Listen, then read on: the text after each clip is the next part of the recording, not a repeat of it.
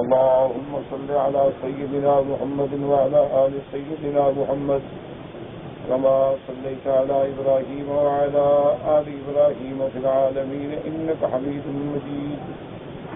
قال الله تبارك وتعالى في كلامه المجيد: أعوذ بالله من الشيطان الرجيم. بسم الله الرحمن الرحيم.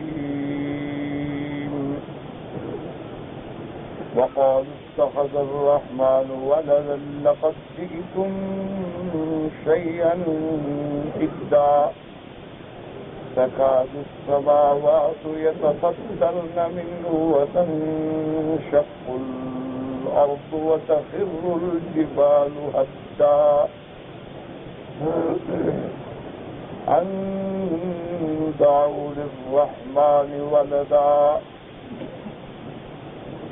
وما ينبغي للرحمن أن يتخذ ولدا إن كل من في السماوات والأرض إلا آتي الرحمن عبدا لقد أحصاهم وعدهم أدا وكلهم آتيه يوم القيامة فردا. اللہ تبارک و تعالی نے کلام مقدس میں ارشاد فرمایا ہے کہ مشرکین کا اور کفار کا یہ عقیدہ فاسد ہے کہ اللہ تبارک و تعالی کے لیے اولاد اور بیٹے بناتے ہیں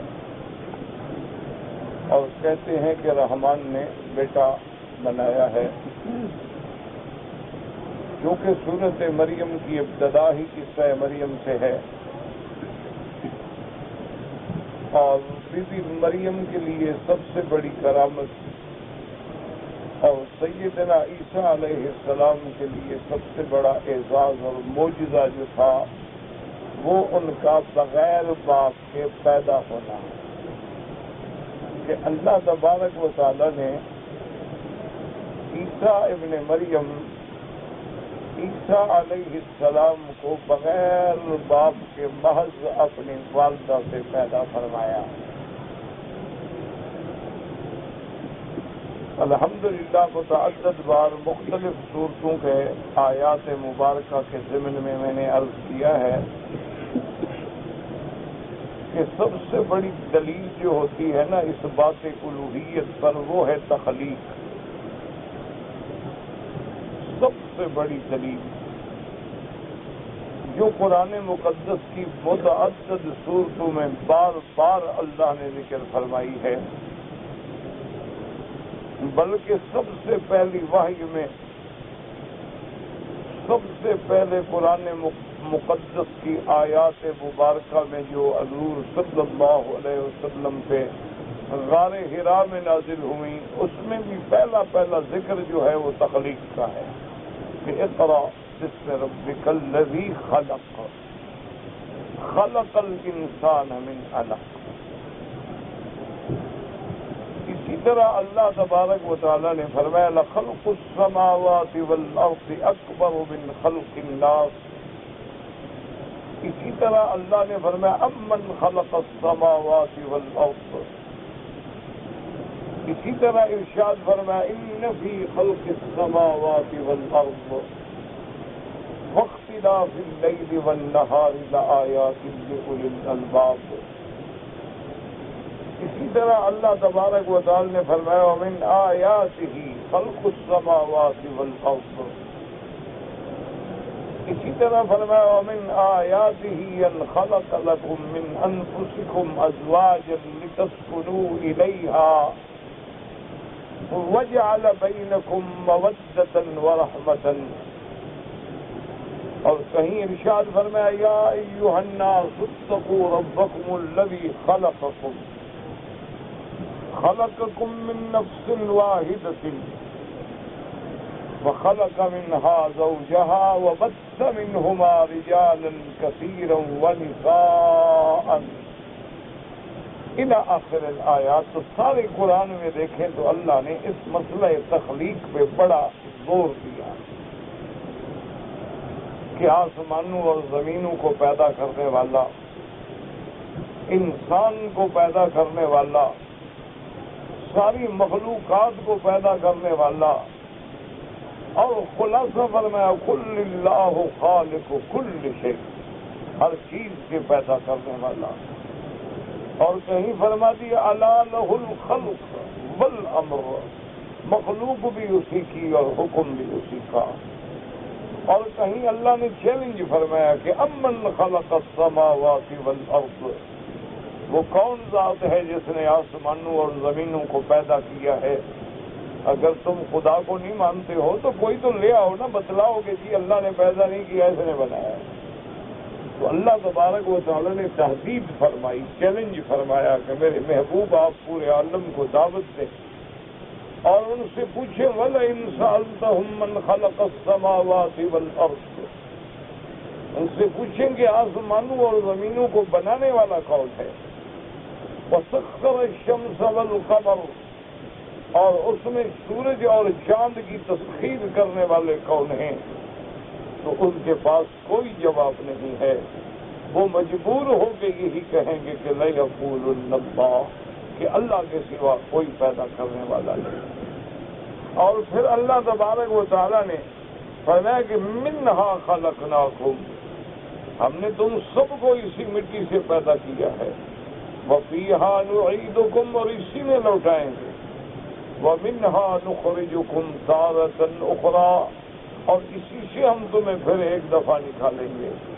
تو آخر وجہ کیا ہے؟ یاد رکھیں کہ مسئلہ تخلیق پہ اتنا زور ہے قرآن میں کہ کوئی صورت مبارک ایسی نہیں ملے گی جس میں یا تخلیق سماوات کا ذکر ہوگا، یا تخلیق حیوانات کا ذکر ہوگا، یا تخلیق نباتات کا ذکر ہوگا، یا تخلیق جمادات کا ذکر ہوگا۔ اسی طرح اللہ تبارک و تعالیٰ نے اور پھر ایک بات کو متعدد بار اور اسالیب مختلفہ سے، الفاظ مختلفہ سے ثابت کیا گیا ہے۔ اس کی وجہ کیا ہے؟ علماء نے فرمایا کہ اگر غور کریں تو اس کی وجہ بالکل ظاہر و باہر ہے کہ یہ ایک ایسی دلیل ہے کہ جس کا توڑ کسی دشمن کے پاس بھی نہیں ہے۔ یعنی آپ کافر سے بھی پوچھیں کہ چلو جی آپ کو کس نے پیدا کیا، کیا کہے گا؟ کیا کہے گا مجھے لوہار نے بنایا ہے یا سونار نے بنایا ہے؟ نہیں، آخر کیا جواب ہے؟ بڑے سے بڑے تحریہ سے پوچھیں۔ علامہ اقبال نے لکھا ہے نا کہ ایک دفعہ وہ کمیونسٹوں کے ملک میں گئے تو ہوٹل کے سامنے جو لان تھا اس میں سیر کر رہے تھے تو باتیں چل پڑی، تو انہوں نے کہا کہ بھئی یہ امارات، انہوں نے کہا جی ہم نے بنایا ہے، انہوں نے کہا یہ پھول، انہوں نے کہا جی ہم نے اگائے ہیں۔ اس میں اللہ کا کیا کام؟ ہم نے زمین ٹھیک کی، ہم نے زمینوں میں آب پاشی کی، پھر ہم نے زمینوں میں مختلف پودے لگائے، کلمیں لگائیں، بیج ڈالے، ان سے یہ پھول پیدا ہوئے۔ یہ تو سب ہم نے کیا ہے، ہم ان چیزوں کے خالق ہیں، ہم بنانے والے ہیں۔ تم مسلمان ہر چیز میں ڈھونڈ ڈھانٹ کے لے آتے ہو کہ اللہ نے بنایا ہے۔ تو علامہ صاحب کے ہاتھ میں گلاب کا پھول تھا، فرمایا اچھا اس کو تو تم نے پیدا کیا، اس کے اندر خوشبو کس نے ڈالی ہے؟ اب اس کے پاس کوئی جواب نہیں تھا، کیا جواب دے سکتا تھا؟ بھئی تم نے مٹی ٹھیک کی، اس میں بیج ڈالا، اس میں کمبل نکلی، سردی گرمی سے حفاظت کی، پھول لگ گیا، لیکن اس میں یہ خوشبو پیدا کرنے والا کون ہے؟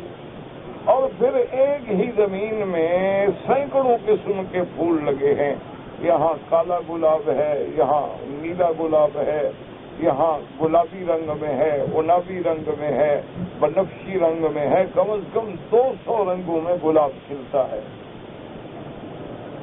اچھا پھر یہاں جناب گلاب لگا ہے، ساتھ اس کے چمیلی لگی ہے، ساتھ چمپا لگا ہے، ساتھ رات کی رانی لگی ہے، ساتھ دن کا راجہ لگا ہے، ساتھ اس کے پائن لگا ہے، ساتھ اس کے یولپ لگا ہے، اس کے یہ سارے پھولوں، اس کی خوشبو الگ ہے، اس کی الگ ہے، اس کی الگ ہے، اس کی الگ ہے، زمین ایک ہے، پانی ایک ہے، ہوا ایک ہے، جگہ ایک۔ تو اب اس کے دشمن کے پاس بھی کوئی جواب نہیں ہوتا، مجبوراً کہنا پڑتا ہے کہ ہاں کوئی خدا ہے، لیکن جس کو ہم نہیں جانتے، ہمیں پتہ نہیں، لیکن ماننا پڑے گا۔ حتیٰ کہ ابو جہل کو بھی ماننا پڑا کہ جب پوچھا گیا تمہیں کس نے پیدا کیا، کون؟ اللہ نے پیدا کیا۔ اس لیے تخلیق پہ زور کہ ایک ایسی دلیل ہے جس کا دشمن کے پاس توڑ کوئی۔ اب دوسری بات کو یہ سمجھیں کہ تخلیق کے مختلف اللہ نے انداز رکھے ہیں۔ افسوس تو یہ ہے نا جی، بدقسمتی یہ ہے کہ ہم نے قرآن پڑھا ہے تویز لکھنے کے لیے، ہم نے قرآن پڑھا ہے قسم اٹھانے کے لیے، ہم نے قرآن شریف پڑھا ہے کہ جب مردے مر جائیں تو ان کے اوپر پھرا کے رحیلہ اسقاط کرنے کے لیے، گناہ بخشوانے کے لیے، ہم نے قرآن شریف پڑھا ہے کہ اس کو غلاف میں لپیٹ کے سینوں سے لگا کے اور بوسے دے کے اونچی دیواروں پہ رکھنے کے لیے، اور اس پہ غور ہی نہیں کیا کہ اللہ قرآن میں کہتے کیا ہے۔ بڑا دکھ ہوتا ہے، افسوس ہوتا ہے کہ دشمن قرآن کے الفاظ سے علم حاصل کرتا ہے، اور آج دشمن اس بات پہ پہنچ گیا ہے کہ انسان کے اندر سے جو مادہ پیدا ہوتا ہے، اس کے جو کوڈ ہیں وہ بھی وہ پڑھ رہا ہے، اور اس کے اندر جو رسومات ہیں ان کی تعداد بھی وہ جان گیا ہے، اور اس کے اندر جو خاص جو رسوم حمل ہوتا ہے اس کو بھی وہ پہچان گیا ہے۔ اور اب تو وہ کلوننگ پر بھی آ گئے ہیں کہ ایک بھیڑ سے دوسری بھیڑ بنا لو اور ایک بکری سے دوسری بکری بنا لو۔ اب وہ اس کوشش میں ہے کہ ایک بندے سے دوسرا بندہ بنا لو تاکہ ہمارا وہ توڑ کر سکیں۔ دشمن ریسرچ کے تحقیق کے انتہاؤں پہ پہنچ گیا ہے، اور مسلمان ماشاءاللہ سے اسی بات پہ لڑ رہا ہے کہ تیری نماز نہیں ہوتی، وہ کہتے ہیں تیری نہیں ہوتی، وہ کہتے ہیں تمہاری نہیں ہوتی، وہ کہتے ہیں تمہاری نہیں ہوتی۔ انا للہ و انا الیہ راجعون۔ اللہ تبارک و تعالی ہمارے حال سے رحم کرے۔ ہمارے یہاں صرف اس بات پہ تحقیق ہو رہی ہے کہ انڈا پہلے ہے یا مرغی پہلے ہے، بس ہمارا دماغ اسی پہ لڑایا جا رہا ہے۔ آمین زور سے کہہ دو، بس پکے مسلمان، ایسا کہہ دو نماز ختم۔ انا للہ و انا الیہ راجعون۔ دعا کریں اللہ پاک رحم فرمائے۔ اللہ تمام بھائیوں پہ، تمام مسلمانوں پہ، تمام دوستوں کو اللہ ہدایت کا رستہ دکھلائے۔ قرآن میرا عزیز اس لیے نہیں آیا تھا، قرآن تو حکم کے لیے آیا تھا، قرآن تو جہاں بانی کے لیے آیا تھا، قرآن تو پورے عالم کے امن کے لیے اترا تھا، قرآن تو پورے عالم کو سلامتی کا سبق دینے کے لیے آیا تھا، قرآن تو بھٹکے ہوئوں کو راستہ دکھلانے کے لیے آیا تھا، قرآن تو گناہ گاروں کو صالح بنانے کے لیے آیا تھا، قرآن تو ظالموں کو رحم والا بنانے کے لیے آیا تھا، قرآن پاک تو انقلاب لانے کے لیے آیا تھا، زندگی میں، عقیدے میں، عمل میں، صورت میں، سیرت میں، کردار میں ایک ایسا انسان ڈھالنا چاہتا تھا کہ جو ہر لحاظ سے کہا جا سکے کہ یہ انسان ہے۔ اور بعض لوگوں نے صرف مباحث پہ زور دینا شروع کر دیا کہ سارا سال مدرسے میں قرآن پڑھائیں گے، ماشاءاللہ بڑے بڑے علماء، بڑے بڑے فضلاء، بڑے بڑے علم کے پہاڑ، لیکن اسی بات پہ کہ یہ مبتدا ہے، یہ خبر ہے، جملہ اسمیہ ہے، جملہ فعلیہ ہے، جملہ خبریہ ہے، جملہ انشائیہ ہے، اور اسی مباحث میں پڑھیں گے۔ وہ جو قرآن سبق دینے آئے وہ سب بھول گئے۔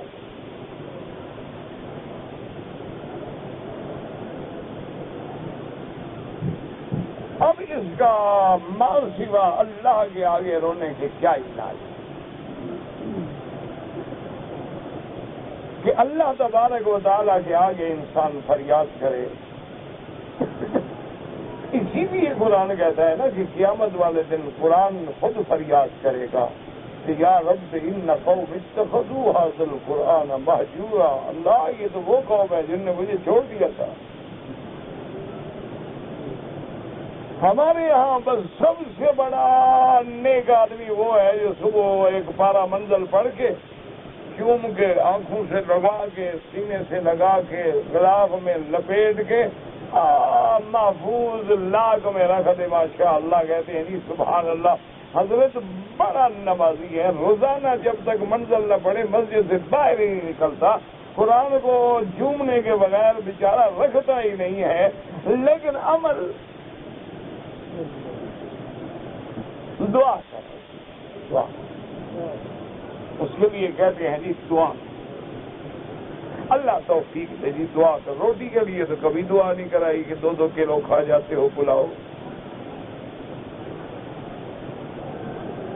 دنیا کے چائے کے تم نے سینکڑوں اقسام بنا ڈالے ہیں, ان کے لیے تو کبھی دعا نہیں کرائی. میرے خیال میں پاکستان میں کچھ بھی نہیں نا تو کوئی 2 ارب سے زیادہ کی چائے پی جاتے ہیں سال میں, صرف چائے. اور آپ حیران ہوں گے کہ بسنت کے موقع پہ 27 کروڑ کی آئس کریم کھا گئے. مسلمان ہے. پتہ ہے بسنت کیا ہے؟ ایک کافر تھا جس نے حضور کی گستاخی کی تھی, حضور کی شان میں توہین کی تھی. وہ جس دن مر گیا اس کی یاد میں ہندو بسنت مناتا ہے. مسلمان کو کیا ہے؟ تو اس لیے جناب والا اب غور کریں کہ اللہ تبارک و تعالی نے سب سے پہلے سیدنا آدم علیہ السلام کو پیدا فرمایا. سب سے پہلے سے مراد ہے انسانوں میں, ورنہ آدم سے پہلے فرشتے موجود ہیں, جن موجود ہیں. وہ تو آدم علیہ السلام سے پہلے پیدا ہو چکے. جنات جو ہیں وہ پہلے پیدا ہو چکے, بلکہ زمینوں میں بھیجا گیا, انہوں نے فساد کیا, اللہ نے فرشتے بھیجے, فرشتوں نے مار مار کے ان کو بھگایا اور جزائر میں بند کیا. وہ تو جنات پہلے پیدا ہو چکے. اللہ کے فرشتے بھی پہلے پیدا ہو چکے. یعنی انسانی مخلوق میں سب سے پہلے اللہ نے سیدنا آدم علیہ السلام ابو البشر کو پیدا فرمایا. اور سیدنا آدم علیہ السلام کو جو پیدا فرمایا ہے تو ان کا جزو اعظم جو ہے وہ مٹی ہے. یہ نہیں کہ صرف مٹی سے پیدا فرمایا. بات تو مشہور ہو جاتی ہے نا, اللہ نے آدم کو مٹی سے پیدا فرمایا. مٹی جزو اعظم ہے, ورنہ اس میں ہوا بھی ہے, پانی بھی ہے, آگ بھی ہے. اس مٹی کو گوندھا گیا, پانی ڈالا گیا, وہ اس کے بعد اس کو پکایا گیا, بنایا گیا. تو اربع عناصر ہیں. حضرت آدم علیہ السلام کو جب پیدا فرمایا گیا, اللہ تبارک و تعالیٰ نے اپنی قدرت کاملہ سے حضرت آدم میں روح جو ہے وہ بھی خود پھونکا. اور یہ بات بھی سمجھ لیں کہ جب تخلیق آدم اپنے مرحلے میں گزر رہی تھی, روح مبارک جو ہے وہ اوپر سے ڈالا گیا. اور جب انسان پہ موت آتی ہے, یاد رکھو, تو سب سے پہلے روح پاؤں سے نیچے سے نکلنا شروع ہوتا ہے. یعنی ڈالنے میں ابتدا اوپر سے ہوتی ہے اور نکالنے میں نیچے سے ہوتی ہے. اور یہ دونوں چیزیں قرآن اور حدیث سے ثابت ہیں. حدیث مبارک میں آتا ہے کہ اللہ تبارک و تعالیٰ نے جب آدم علیہ السلام میں روح پھونکی اور روح مبارک جو تھی وہ آئی آئی آئی اور یہاں تک آ گئی نا جی، تو آدم علیہ السلام اٹھنے لگے، تو اب کمر سے نیچے تو ٹانگ میں ضرور تھی نہیں، تو پھر اٹھ نہ سکے، جس پہ قرآن نے فرمایا نا خلق الانسان عجولا، انسان بڑا جلد باز ہے کہ ابھی روح پوری نہیں ہوئی اور حضرت بھاگنے کے لیے بھی تیار ہو رہے ہیں۔ تو معلوم ہوا کہ روح اوپر سے ڈالی گئی، نیچے نہیں پہنچی تھی کہ آدم علیہ السلام اٹھنے لگے، چلنے کی کوشش کرنے لگے۔ دیکھا نہیں یہ چھوٹا بچہ بھی کتنا دفعہ گرتا ہے لیکن پھر بھی کہتا ہے کھڑا ہو جاؤں، چلنے کی، آخر آدم کا بیٹا ہے، ہاں آدم کی اولاد ہے، چھوٹا سا بچہ ہو نا وہ بھی کوشش کرتا ہے وہ، اور جس دن وہ دیوار کو پکڑ کے چل لے بڑا پھر خوش ہوتا ہے، آج میں نے بہت بڑا پہاڑ مار دیا۔ پھر وہ کوشش کرتا ہے کہ اس دیوار کو بھی چھوڑوں، پھر گر جائے گا، چوٹ لگ جائے گی، لیکن پھر کھڑا ہوگا، کوشش کرے گا چلوں گا۔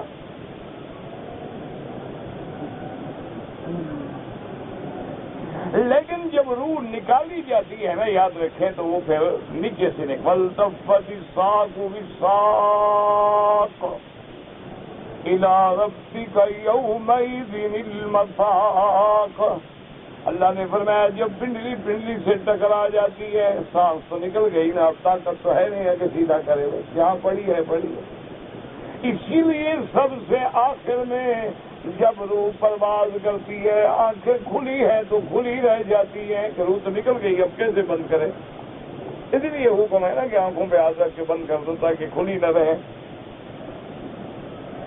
تو یہ اللہ کا ایک نظام ہے کہ روح ڈالی اوپر سے جائے گی لیکن نکالی نیچے سے جائے گی، یہ ایک نظام ہے۔ اچھا اسی طرح اور غور کریں کہ جب آدمی ماں کے پیٹ میں ہوتا ہے، جب بچہ جو ہے وہ ماں کے بطن میں ہوتا ہے، تو اس کی کیفیت جو ہے وہ اس طرح ہوتی ہے کہ سر اوپر ہوتا ہے اور ٹانگیں جو ہیں وہ نیچے، اس کی کیفیت یوں۔ اچھا اللہ تبارک و تعالیٰ کی قدرت دیکھیں اور قدرت کاملہ دیکھیں اور شان الہی دیکھیں کہ ماں کے پیٹ میں جب بچہ ہے نا وہ یوں کھڑا ہوتا ہے کہ سر اوپر ہے لیکن ٹانگیں جو ہیں وہ نیچے۔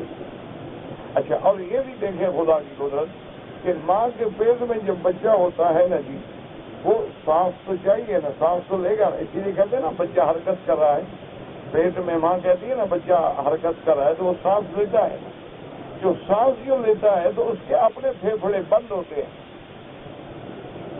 بچے کے پھیپھڑے بند ہوتے ہیں، وہ ماں کے پھیپھڑوں سے سانس لیتا ہے۔ اور خدا کی شان دیکھیں گے جب بچہ پیدا ہوتا ہے نا، اسی لیے قرآن نے فرمایا ہے، لیکن اللہ سے دعا کریں کہ اللہ ہمیں قرآن پڑھنے کی بھی اور اس میں غور و فکر کی بھی، تدبر کی بھی، سمجھ کی بھی، عمل کی بھی توفیق۔ اسی لیے قرآن کہتے ہیں افلا یتدبرون القرآن ام علی قلوب اقفالها، میرا مدنی کیوں یہ قرآن میں تدبر نہیں کرتے، غور نہیں کرتے، کیا ان کے دلوں پہ تالے پڑ چکے ہیں؟ اس لیے قرآن کہتا ہے حل لتا علی الانسان حین من الدہر لم یکن شیئا مذکورا انا خلقنا الانسان من نطفة نمشاج نبتليه فجعلناه سميعا بصيرا إنا هديناه السبيل إما شاكرا وإما كفورا۔ اسی طرح قرآن پاک کئی مقام پہ فرماتے ہیں کہ ہم نے بچے کو، ہم نے انسان کو ہدایت دی، ہدیناہ النجدین، اور کہیں فرماتے اعطا کل شیء خلقہ ثم ہدا، اللہ فرماتے ہیں بندے غور کرو، میں نے جس جس چیز کو پیدا کیا ہے پھر اس کو ہدایت بھی دی ہے. اور کہیں فرماتے ہیں ثم السبیل یسرہ ثم اماتہ فاقبرہ ثم اذا شاء انشرہ.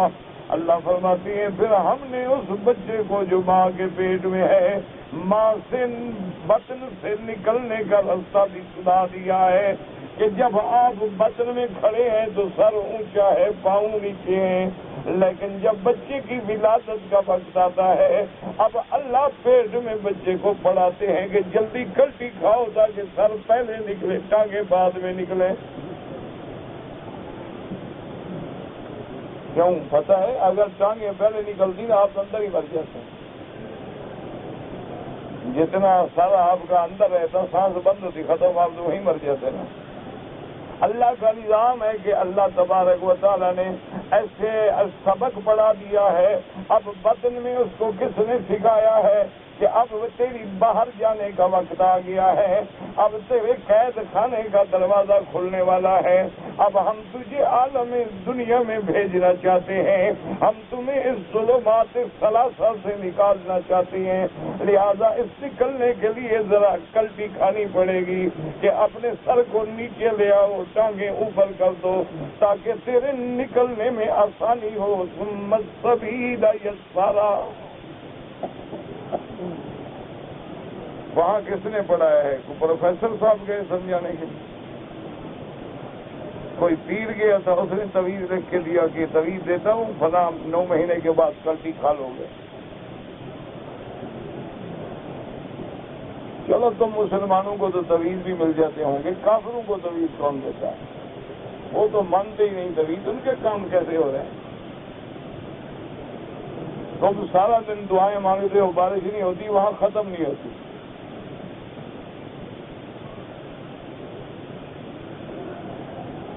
ہر وقت بارش ہے، ہر وقت موسم ٹھنڈا ہے. پوری زمین میں یعنی آپ کو انچوں کے حساب سے ڈھونڈنا پڑے گا کہ کوئی جگہ خالی ہے جہاں سبزہ نہ ہو.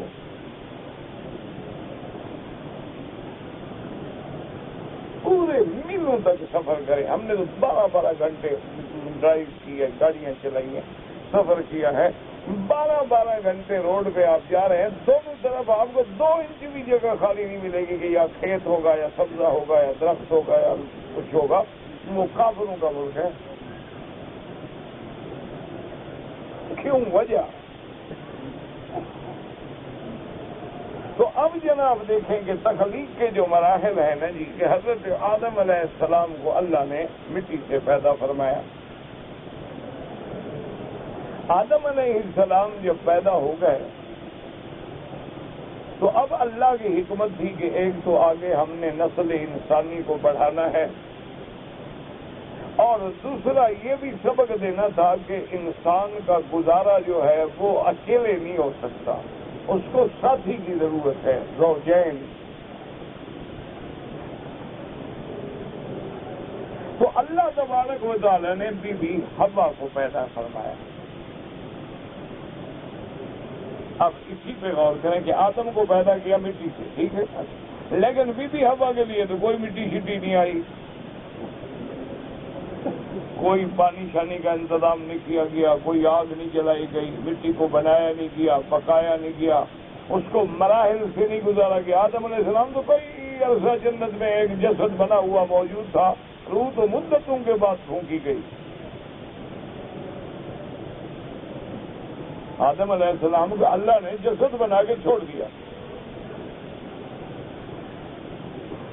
حتیٰ کہ ابلیس لعین جو ہے نا، یہ بدبخت اس وقت فرشتوں کے ساتھ رہتا تھا، ملائکہ کے ساتھ رہتا تھا، کثرت عبادت سے اتنی ترقی کی کہ یہ بھی آسمانوں کی مخلوق بن گیا.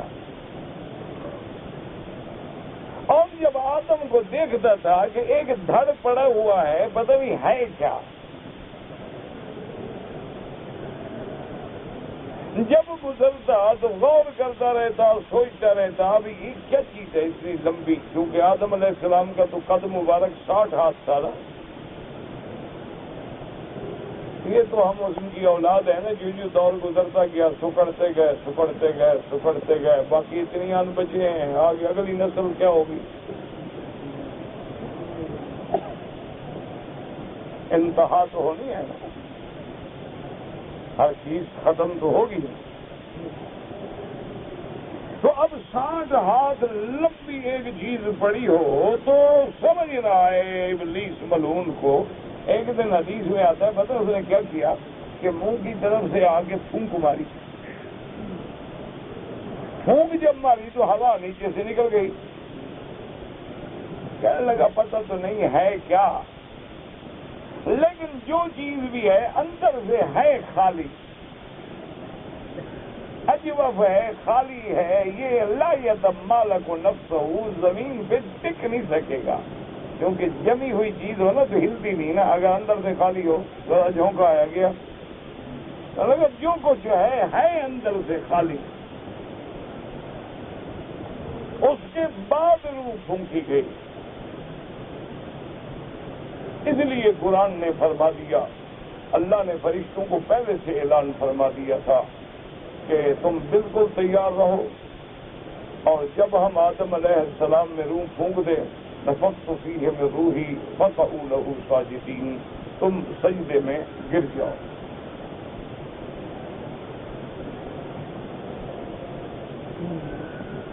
کبھی قول کیا ہے کہ یہاں قرآن کہتا ہے کہ جب آدم میں روح پھونکی جائے اس وقت سجدے میں گر جاؤ، اور دوسری جگہ ہے کہ جب مناظرہ ہو گیا، علم کی بحث ہو گئی، فضیلت مل گئی، پھر اللہ نے ان کو مسجد الملائکہ بنایا۔ اب جناب سے بی بی حوا کو پیدا فرمایا، انزل اہل ایسر، حدیث میں آتا ہے بائیں پسلی سے۔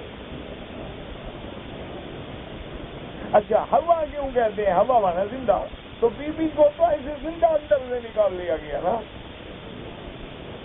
اچھا پھر یہ بھی تفصیل آتی ہے کہ زندہ جو نکالا گیا کیا وہ 1 مہینے کی بچی تھی یا پوری عورت تھی؟ آدم نے جب آنکھیں کھولی تو سادہ عورت بیٹھی ہوئی ہے، کامل مکمل عورت، سارے مراحل طے ہو گئے۔ اس کو وہ نہیں گزارا گیا کہ ابھی دودھ پینے کا زمانہ ہے، پھر بچپن آئے گا، پھر جوانی چڑھے گی، بالغ ہوگی، پھر بڑی ہوگی، نہیں، فوراً بس عورت کامل بن گئی۔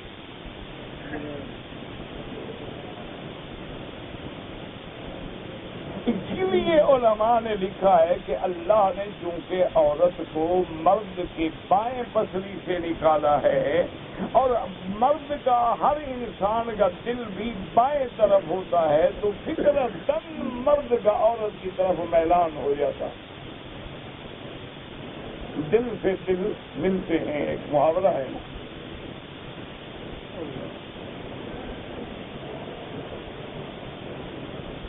اسی لیے اللہ نے ان میں وہ جو مودت رکھنی تھی نا، اور اس نے ساتھ اشارہ بھی کر دیا، اللہ چاہتے تو سینے سے نکال لیتے، بی بی حوا کو اللہ چاہتے آدم کے سینے سے نکال لیتے، پیٹ سے نکال لیتے، بائیں پسلی سے نکالا تو حضور نے فرمایا اس میں اشارہ ہے کہ عورت جتنا ترقی کر جائے ٹیڑھا پن ضرور رہے گا اس میں۔ جیسے آدمی کی پنسلی جو ہے نا ٹیڑھی ہوتی ہے نا، تو اس میں بھی کجی ضرور رہے گی، چاہے عورت کتنی پڑھی لکھی ہو جائے، کچھ ہو جائے، ترقی کر جائے، نقص ضرور رہے گا۔ اور پھر حضور نے یہ بھی فرما دیا کہ دیکھو عورت میں جو ٹیڑھا پن ہے، اس کو اگر تم ڈنڈے سے سیدھا کرنے کی کوشش کرو تو ٹوٹ جائے گی، اور اگر بالکل کہنا ہی چھوڑ دو تو اور ٹیڑھی ہو جائے گی۔ اسی لیے شریعت کا حکم ہے کہ نظر بھی رکھو، کنٹرول بھی کرو، اس کی زندگی کے حالات میں بھی نظر کرو، لیکن یہ نہیں کہ سختی بھی نہ کرو، سختی اور اس کو ٹیڑھا کر دے گی اور پاگل بن جائے گی۔ اور اگر تم بہت شریف آدمی بن گئے کہ بھی ہر کام الٹا بیوی سے پوچھ کے کرنا ہے تو انشاءاللہ پھر وہ آزاد ہو جائے گی، تمہارے باہر نکلنے کی دیر ہے تو موبائل کان پہ ہوگا۔ آج کل تو مسئلہ حل کر دیا نا انگریز نے، پہلے تو آدمی بھیجنے پڑتے تھے، دلال ڈھونڈنے پڑتے تھے، کوئی بغیرت دلے ڈھونڈنے پڑتے تھے، کوئی بے غیرت عورتیں بوڑھی بوڑھیاں جو ہوتی تھیں وہ تلاش کرنی پڑتی تھی، پھر ٹائمنگ غلط بھی ہو جاتے تھے کہ بندہ کھا رہا ہے اوپر سے خاوند بھی آ گیا تو قتل شتل بھی۔ آج کل تو موبائل ہے جناب، ایک ایک منٹ کا رابطہ ہے،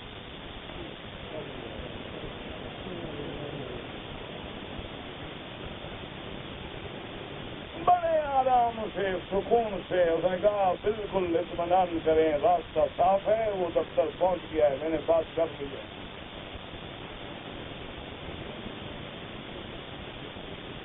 اب آپ تشریف لیں۔ سب سے بڑا عذاب اگر آپ نے اپنی بیٹیوں کو اور بیویوں کو دینا ہے تو ایک موبائل پکڑوا،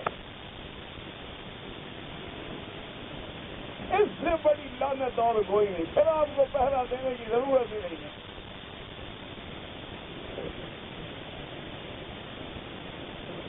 بل بھی تم ادا کرو گے اور تمہارے بل سے اپنے دوستوں کو ملے گی، فکر نہ کرو۔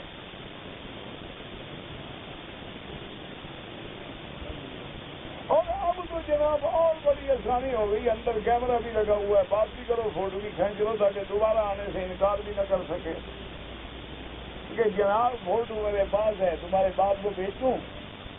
اب تو اور مسئلے آسان ہو گئے۔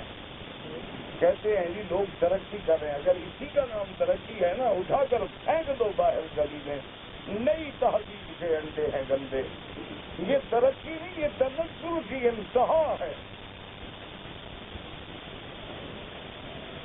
جب قومیں روحانیت سے نکل کے مادیت کا شکار ہو جائیں، وہ ترقی نہیں ہوتی، وہ تنزل کی انتہا ہو جاتی۔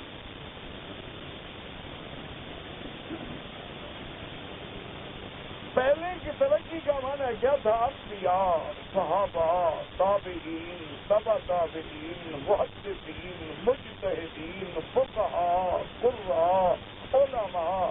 اب کہتے ہیں جی ملانر۔ یہ جناب ہمارا بہت بڑا صنعتکار ہے، یہ بہت بڑا ملانر ہے، یہ جناب بہت بڑا ساہوکار ہے، یہ بہت بڑا بینکر ہے۔ اب اس سے عزتوں کے پیمانے جب پیمائش کرنے لگے تو اخلاص کہاں رہے گا؟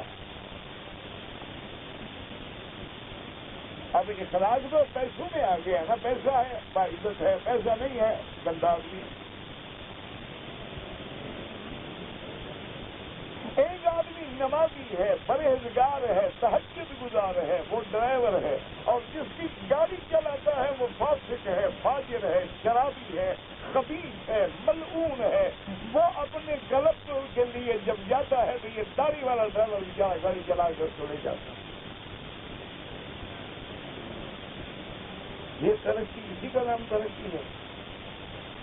اسی کا نام ترقی ہے کہ جب حیا ختم ہو جائے، اسی کا نام ترقی ہے کہ جب بہن اور بیٹی اور باپ کی عزتیں اور عظمتیں ختم ہو جائیں۔ یہ 3 دن پہلے کی اخبار میں ہے، آپ کے ملک کی خبر ہے کہ ایک محلے والوں نے ایک لڑکی کی چیخیں سنی تو دوڑے تو باپ اپنی بیٹی سے زنا کر رہا تھا۔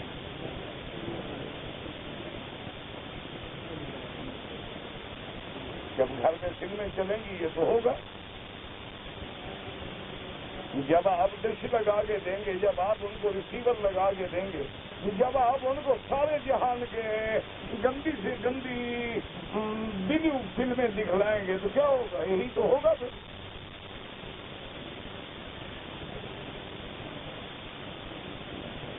ترقی کر رہے ہیں نا آپ ماشاءاللہ، بیگم بھی ترقی کر رہی ہے، شوہر بھی ترقی کر رہا ہے ماشاءاللہ۔ بیگم شام کو کسی اور کی بغل میں ہوتا ہے، شوہر کی بغل میں اور لڑکی ہوتی ہے، دونوں ترقی کر رہے ہیں۔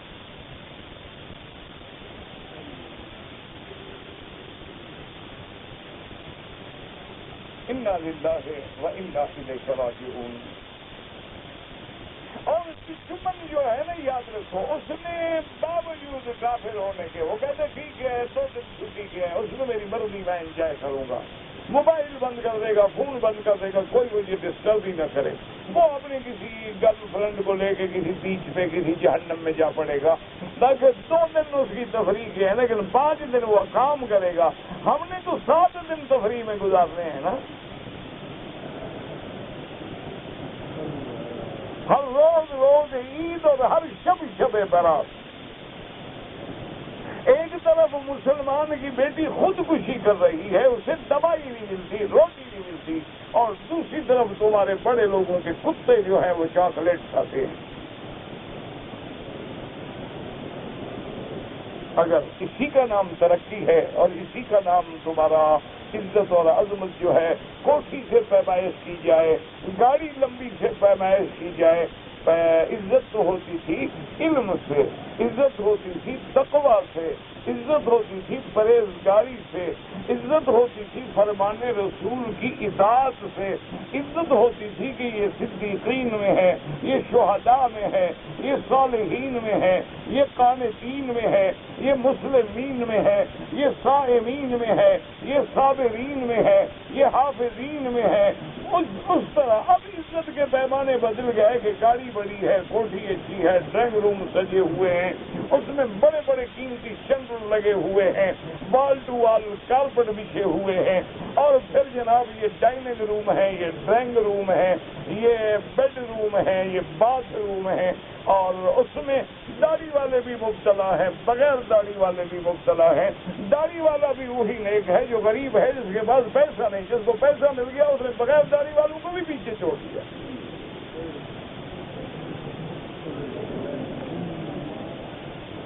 ہم تو جاتے رہتے ہیں نا، اپنے مولویوں کو ملتے رہتے ہیں نا، ہمارے مولویوں کے ٹھاٹ دیکھیں تو آپ حیران ہو جائیں. ان کے گھروں میں جو سامان تعیش ہے وہ تو کسی بڑے سے بڑے سرمایہ دار کو بھی نصیب نہیں ہوگا. ان کے گھر میں جتنے کھانے پکتے ہیں اور جتنے ڈشز تیار ہوتی ہیں اور جتنے معلوم ہوتا ہے کہ یہ وہ کھانا بھی کھلا ہے نا، معلوم ہوتا ہے کھانا نہیں، حکیم اللہ حسین کا کشتہ ہے. یہ سنت رسول اللہ. اور ہم اسی پہ جناب بس لڑ رہے ہیں اور مسلمانوں کو لڑا رہے ہیں کہ نماز کیسے پڑھتے. بہت قرآن کو نہیں مانتا، تم نماز پڑھوا رہے ہو. اس کو حضور کا کلمہ مبارک ہی نہیں آتا، وہ تو اب بھی کلمہ پڑھتا ہے لا الہ الا اللہ پاک رسول اللہ. اس کو تو درود شریف نہیں آتا، وہ انگوٹھے چوم کے گزارا کر رہا ہے. اس کے نزدیک تو مذہب اس کا نام ہے کہ 27ویں رات رجب منائے، 22 رجب کو امام جعفر کے کونڈے کرے، اور 12 ربیع الاول کو میلاد منائے، 15 شعبان کی رات منائے، اور اسی طرح 11ویں شریف، عرس شریف، تیجا شریف، 10واں شریف، کل شریف، سارے شریف. صرف ہم مولوی رہ گئے جو شریف نہیں ہے.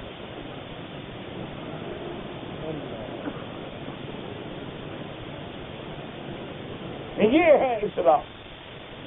اگر یہی اسلام مولوی نے بھی ان کے دماغ میں بٹھا دیا ہے، اسی لیے آج بڑا آدمی کہتا ہے نا، وہ کہتا ہے مولوی صاحب کمال کرتے ہو، سال میں 3 دفعہ گھر میں قرآن پڑھواتا ہوں اور 4 دفعہ میں آیت کریمہ کا ختم پڑھواتا ہوں. میلاد والے دن ماشاءاللہ میں 1 لاکھ روپے کی جھنڈیاں لگواتا ہوں، اور ہر سال پیر کے عرس پہ جا کے ماشاءاللہ 2 لاکھ کی دیگیں چڑھواتا ہوں. آپ کہتے ہیں میں مسلمان نہیں ہوں، اسلام اب اسی کا نام ہے.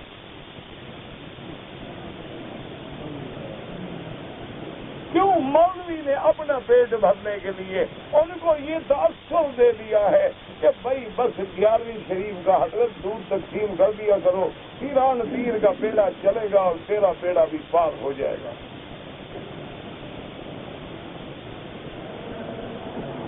جیسے اس نے بڑھیا کے ڈوبے بیڑے کو نکال لیا تھا، تیرے بیڑے کو بھی جہنم سے نکال لے گا. بس دودھ تقسیم کرو.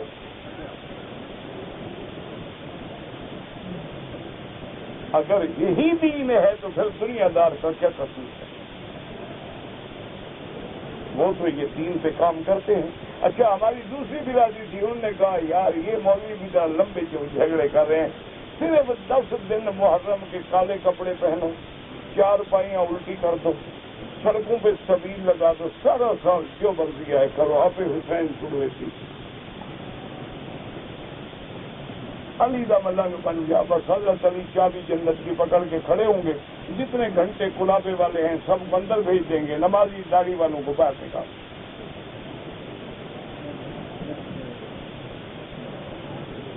انہوں نے دین یہ بنا دیا ہے بس۔ تو جب 10 دن میں آدمی سال کے گناہ بخشوا دے، پاگل ہو گیا، سال نمازیں پڑھے۔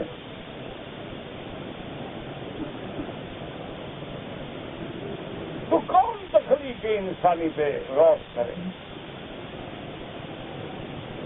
اس لیے دیکھیں کہ اللہ تبارک و تعالیٰ نے آدم کو پیدا کیا، خلقہ من تراب ثم قال له كن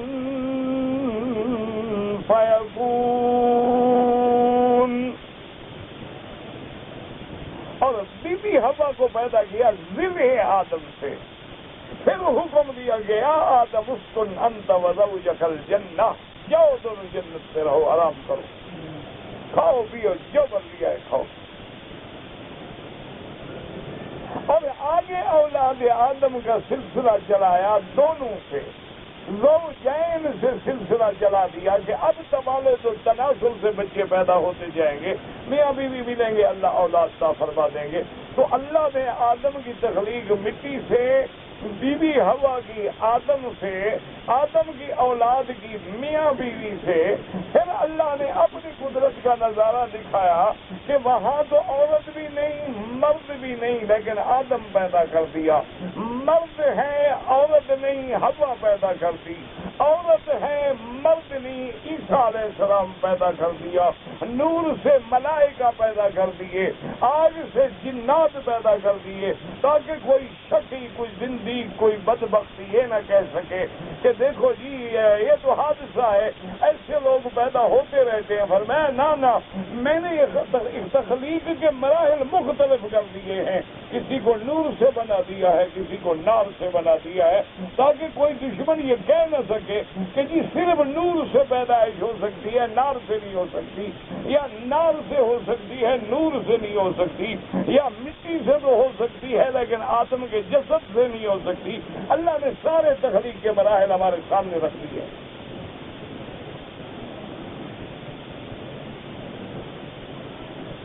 کیونکہ میں اللہ نے فرما دیا کہ میں جو چاہوں اور جیسے چاہوں، اور صرف آدم نہیں بنایا، الذی خلق الموت والحیات، فرمایا میں نے موت کو بھی پیدا کیا، میں نے حیات کو بھی پیدا کیا۔ معلوم ہوا کہ جیسے حیات کوئی چیز ہے، موت بھی کوئی چیز ہے، عدم نہیں، ورنہ عدم کو تو پیدا نہیں کیا جاتا نا، کسی چیز کو پیدا کریں گے نا۔ جیسے فرمایا خلق کل شیء، خالق کل شیء، یہاں فرمایا خلق الموت والحیات، معلوم ہوا جیسے حیات ایک شے ہے، موت بھی شے ہے۔ تو اس لیے اللہ تبارک و تعالیٰ نے، اور اس کے بعد جب یہ ساری آیتوں کو دماغ میں رکھو گے تو پھر یہ سمجھ جائے گی کہ قال اتخذ الرحمن ولدا، کافر کہتے ہیں کہ اللہ نے بھی اپنے لیے بیٹا پیدا کیا ہے۔ ہم نے فرمایا بدبختو، جس نے سب کو بنایا ہے اس کو بیٹے کی کیا ضرورت ہے؟ جب سب اس کی مخلوق ہے تو بیٹے کی کیا ضرورت ہے؟ سب اس کے مملوک ہیں، سب اس کے عبد ہیں، عبید ہیں، تو اس کو کیا ضرورت ہے؟ اور بیٹے کی ضرورت اس کو ہے جو بڑھاپے میں محتاج ہوگا، عاجز ہوگا، اندھا ہو جائے تو بیٹا ہاتھ پکڑے گا، بیمار ہو جائے تو اٹھا کے لے جائے گا۔ اس خدا کو کیا ضرورت ہے جو ہر قسم کے عجز سے پاک ہے؟ اس لیے قرآن کہتا ہے وَقَالُوا اتَّخَذَ الرَّحْمَنُ وَلَدًا۔ اللہ پاک آپ کو بھی اور مجھے بھی قرآن پڑھنے، سمجھنے اور غور کرنے کی توفیق دے۔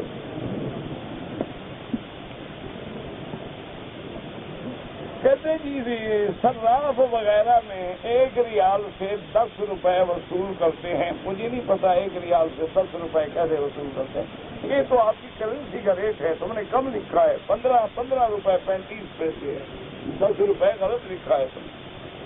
یہ صراف نہیں وصول کرتے، تمہارے پیسے کی حیثیت نیچے گر گئی ہے۔ صراف کا کیا، وہ تو جو ریٹ چل رہا ہے اسی کے مطابق تبدیلی کر رہا ہے، اس کے اندر اس کا کوئی ڈھیلا پیسہ ٹکا کمیشن ہوگا وہ لیتا ہوگا۔ بات کو سمجھے کہ اس کا قصور تو نہیں ہے، یہ تو آپ کا پیسہ جو ہے نا نیچے جا رہا ہے۔ ایک وہ دور بھی تھا کہ 100 پاکستانی کے 110 ریال ملتے تھے۔ میں سب سے پہلے جب ساؤتھ افریقہ گیا ہوں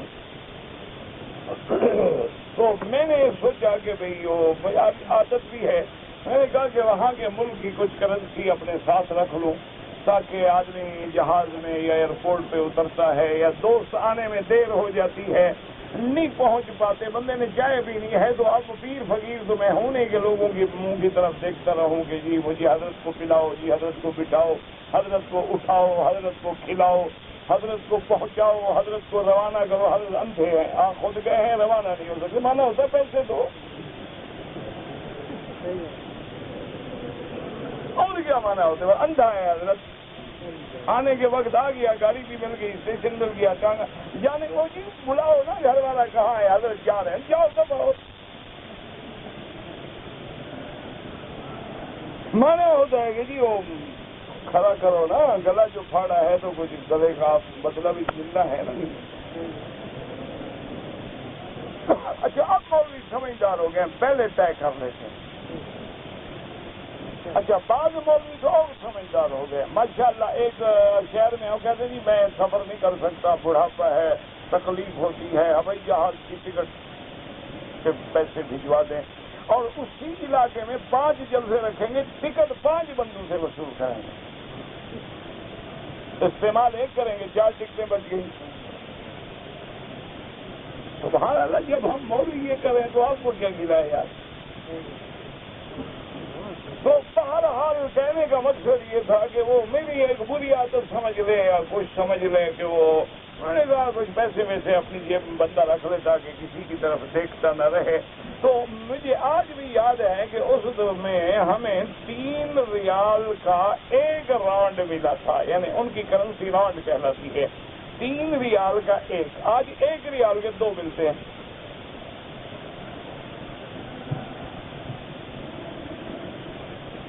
یہ تو میرا بھائی آپ کے اپنے کرنسی کا قصور ہے، یہاں کے صرافوں پر الزام نہ لگایا کرو بلا وجہ۔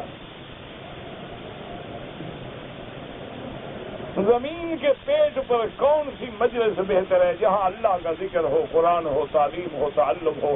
اسی لیے حضور نے فرمایا انما بعثت معلما، اللہ نے مجھے معلم، تعلیم دینے والا بنا کے بھیجا ہے۔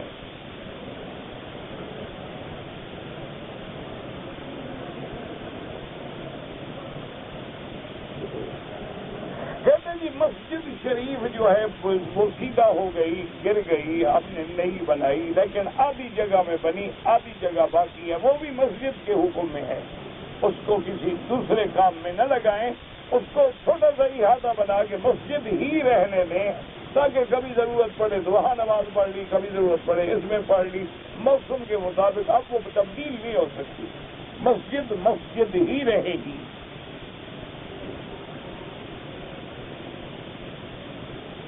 کہتے جی کہ میں اگر مسجد میں آیا اور امام نماز کے سجدے میں ہے، میں کیا کروں؟ تکبیر تحریمہ کرو اور سجدے میں شامل ہو جاؤ، لیکن تمہاری رکعت شمار نہیں ہوگی۔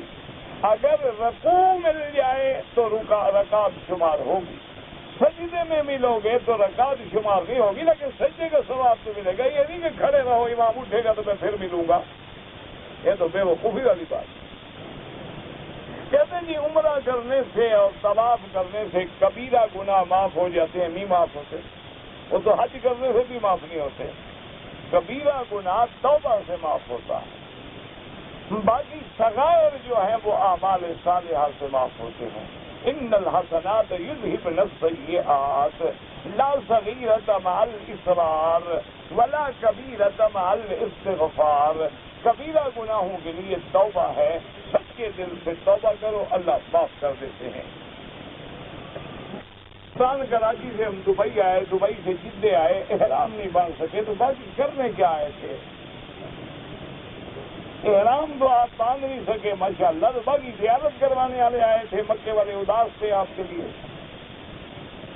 آپ نے کہا ان کو ذرا شکل دکھا دیں، بیچارے کافی عرصے سے پریشان ہوں گے۔ اللہ کے بندے عمرے سے بھی گئے، اب عمرہ بھی کرو، ایک بکری دم بھی دو، لیکن اس عمرے کے برابر نہیں ہو سکتا جو تم میقات سے عمرہ باندھ کے آتے، وہ تو تم نے ضائع کر دیا۔ دبئی سے احرام باندھے تھے، جہاز میں بیٹھے بیٹھے باندھ لیتے، لیکن مسئلہ تو تم نے اس وقت پوچھنا ہوتا ہے جب غلطی کر چکے ہوتے، پہلے تو ضرورت ہی نہیں ہے دین کے بارے میں پوچھنے کی۔ تو بہرحال اب آپ عمرہ بھی کریں اور ایک بکری دم بھی ادا کریں۔ اسپیکر چلانے والے بڑے چلاک ہیں اور آپ کے لیے آواز کم کرتے ہیں، کیا مطلب جواب دیں گے، ہم کیا کہیں؟ اسی لیے میں نے کہا تھا نا، علاج ہی ایک ہے کہ انا للہ ہے انا الیہ راجعون۔ ہم نے تو بات چھوڑ دی، کہنا بھی چھوڑ دیا۔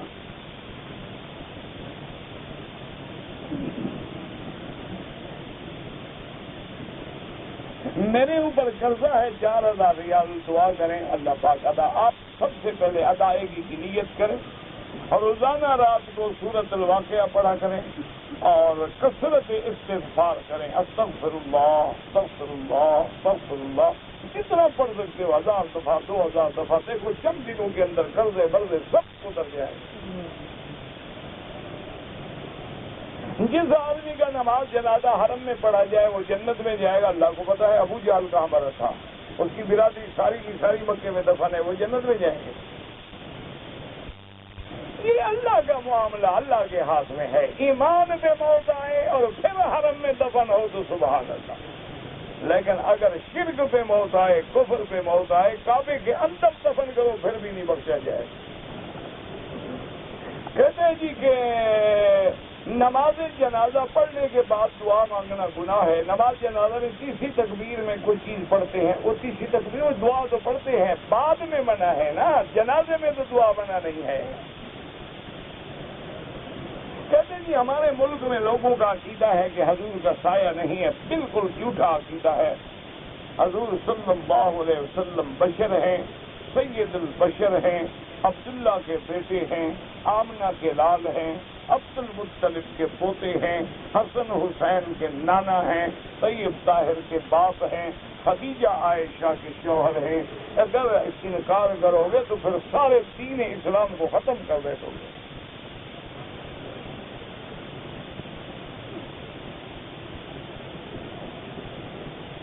کہتے جی کہ ہم لوگ پاکستان سے عمرے پہ آئے ہیں، اب ہم مدینہ جائیں گے تو طواف الوداع کر کے جائیں، کوئی واجب نہیں، لیکن کر کے جاؤ تو اچھا ہے۔ بہت حیات کا پتہ ہمیں کیا پتہ ہے، ما تدری نفس ماذا تکسب غدا وما تدری نفس بأی ارض تموت، کوئی پتہ نہیں کب موت آئے، کہاں دفن ہو۔ اس لیے بہتر ہے کہ آدمی طواف الوداع بھی کر کے جائے، ورنہ کوئی واجب نہیں کرو گے تو گناہ کوئی نہیں۔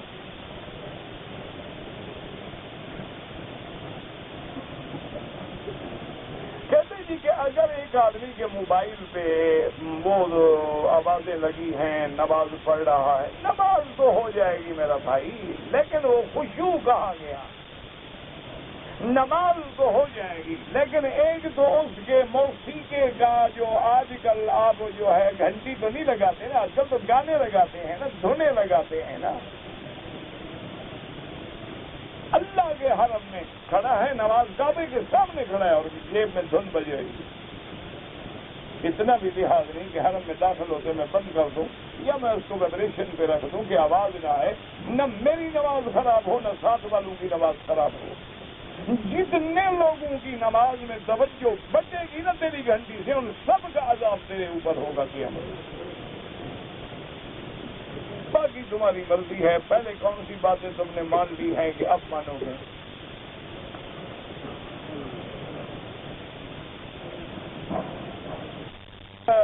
گاؤں میں دشمنیاں بہت ہو گئی، ہم نے گاؤں چھوڑ دیا، لیکن دشمنیاں ختم نہیں ہو رہی۔ سورۃ کہف پڑھ کے اللہ سے دعا مانگو۔ سورۃ کہف سے دجال کا فتنہ بھی چل جاتا ہے، یہ چھوٹے موٹے فتنے کیا ہیں؟ سارے لوگ سورۃ کہف پڑھو اور اللہ سے دعا مانگو کہ اللہ ان فتنوں کو دفع کرے اور مصائب کو دفع کرے۔ طواف کا 7 چکر ہیں، حجر اسود سے شروع کرو، حجر اسود سے ختم کرو۔ میرا چچا کم نحق قتل ہو گیا ہے، اللہ اس کی مغفرت فرمائے اور اللہ تبارک و تعالیٰ پسماندگان کو صبر جمیل عطا فرمائے۔ 7 چکروں میں اجتباء نہیں ہوتا. اجتباء اور رمل پہلے 3 چکروں میں سنت ہے. نماز میں گندے گندے خیال آتا ہے، کوئی شرک نہیں، اللہ نے معاف کیا ہے. طواف کے دوران میں نماز جنازہ کھڑی ہو جائے، بالکل نماز جنازہ پڑھے، وہ فرض کفایہ ہے، طواف تو نفلی ہے. لوگ جب طواف والے ہیں نماز کھڑی ہوتی ہے تو امام سے آگے کھڑے ہوتے ہیں، جو آگے کھڑے ہوں گے ان کی نماز فاسد ہو جاتی ہے، ہوتی نہیں نماز. ضعیف حدیث فضائل اعمال میں بالکل لینا چاہیے، حجت ہے، پڑھیں سنیں. کیا مانا؟ آپ کو کیا پتا وہ ضعیف کیوں ہے؟ ضعیف کے وجوہات ہوتے ہیں. اگر ضعیف حدیث کی وجہ سے کتاب چھوڑ دو تو پھر تو سیاستہ کی ساری کتابیں آپ کو چھوڑنی پڑیں گی.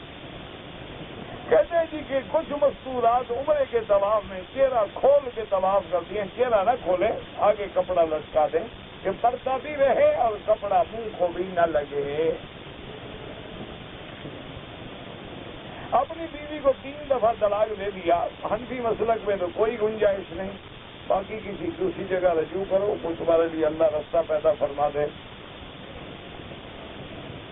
مجھے دم کی وجہ سے روزے رکھنے ہیں، لگاتار رکھو یا الگ الگ رکھو، کوئی حرج نہیں. آدمی جماع کرنے کے بعد غسل خانے میں کلمے پڑھنے کی ضرورت نہیں ہوتی. میرا بھائی مسلمان ہوتا ہے، اس کو دوبارہ مسلمان نہیں ہونا پڑتا کہ کافر ہو گیا ہے. پھر تو جتنا دفعہ بیوی کو ملے ہر دفعہ کافر، ہر دفعہ نیاب اسلام. ماشاءاللہ بیوی گھر میں ہم نے کافر رکھن بنانے کے لیے رکھی ہوئی ہے. اچھا مسئلہ ہے. کہتے جی کہ جنازے میں 1 سلام پھیرتے ہیں، 1 بھی جائز ہے، 2 بھی جائز ہیں. میں دل کا مریض ہوں، غریب ہوں، اللہ سے دعا کرو غریبوں کی جو اللہ ہی مدد کر سکتا ہے، اور زمزم بھی ہے.